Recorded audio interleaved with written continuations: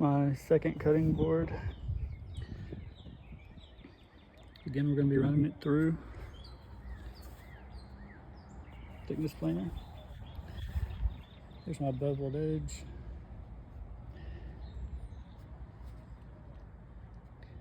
How uneven it is.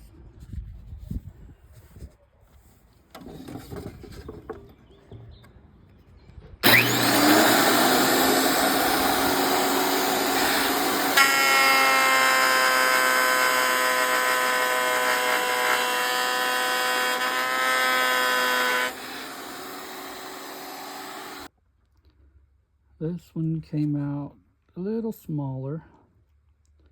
It's like 7.5 by 16 or something like that.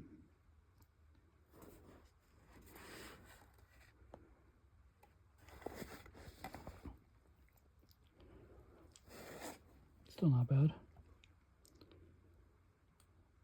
Let me know what y'all think.